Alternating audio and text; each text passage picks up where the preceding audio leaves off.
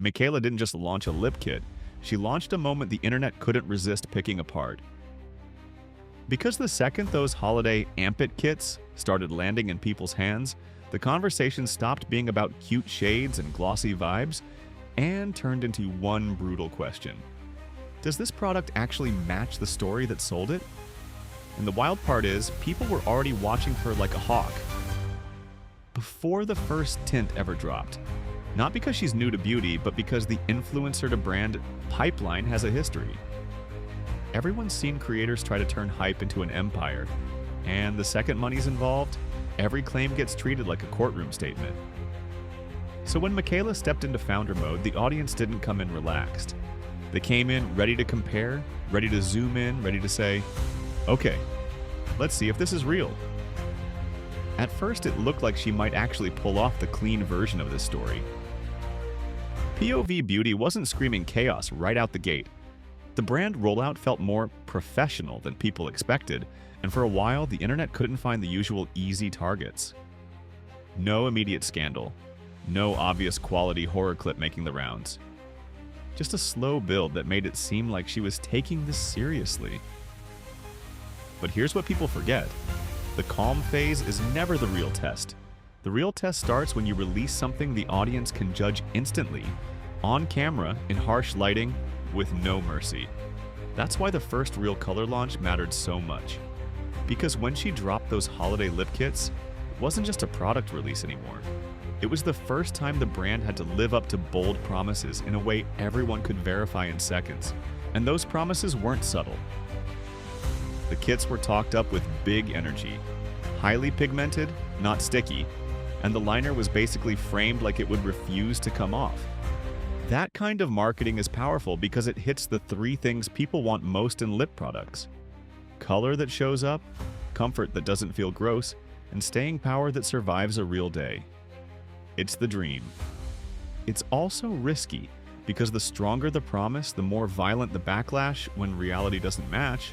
The first crack in the story was pigment, and this is where it gets messy because pigment means different things to different people. If something is labeled like a treatment or a tint, some buyers expect sheer, soft, your lips but better.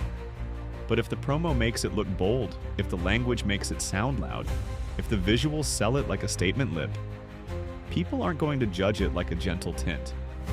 They're going to judge it like it owes them payoff.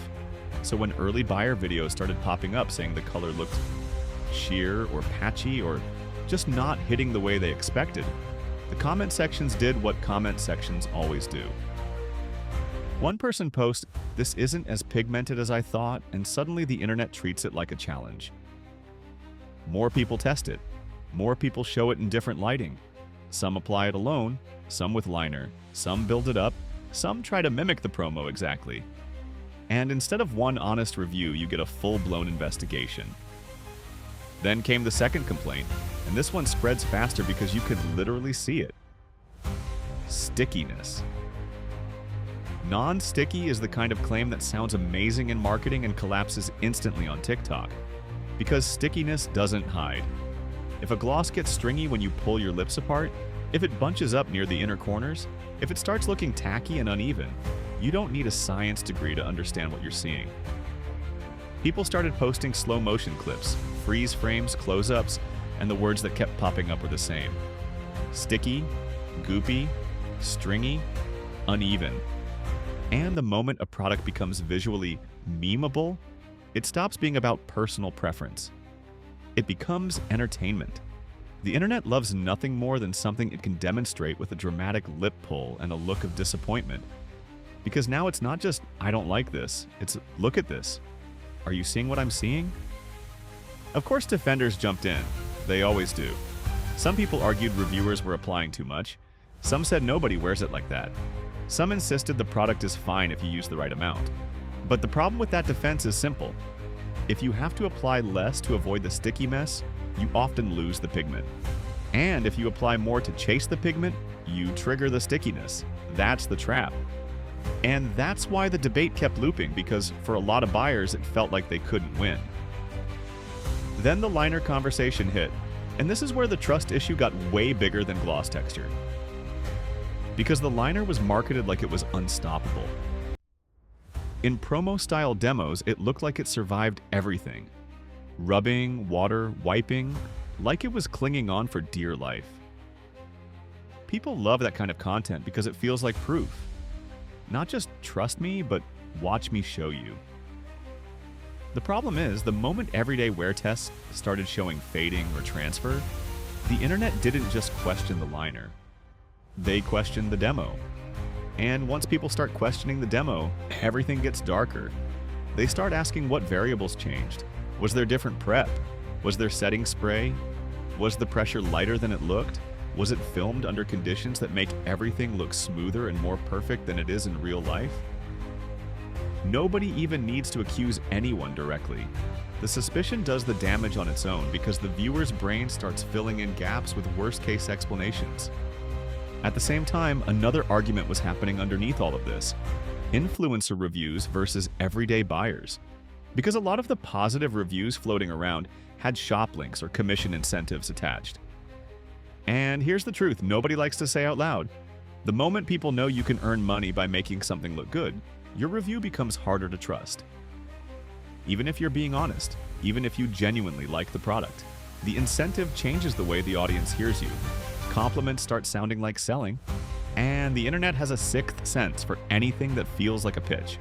So now you have two realities side by side: influencer videos that look polished, flattering, perfectly lit, and buyer videos that look raw, harsh, unfiltered.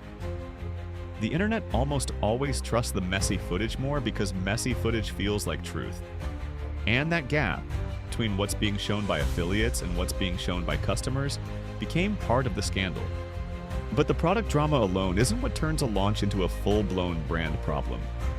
The real reputation damage usually comes from what happens after: shipping delays, customer service silence, and the feeling that paying customers are being ignored while the brand keeps reposting influencer shoutouts like nothing's wrong. Because once people start commenting, "I ordered weeks ago and I still have no update," that's not a beauty complaint anymore. That's a respect complaint. And respect complaints spread faster than product complaints because everyone understands them. Nobody needs to know how lip formulas work to know how it feels to be left on red after spending money. That's when the tone turns ugly. Not just disappointed, but fed up. People start saying things like, "Stop reposting and start responding." They start demanding transparency. They start posting screenshots of unanswered emails. And the silence becomes its own kind of statement, even if the brand doesn't mean it that way.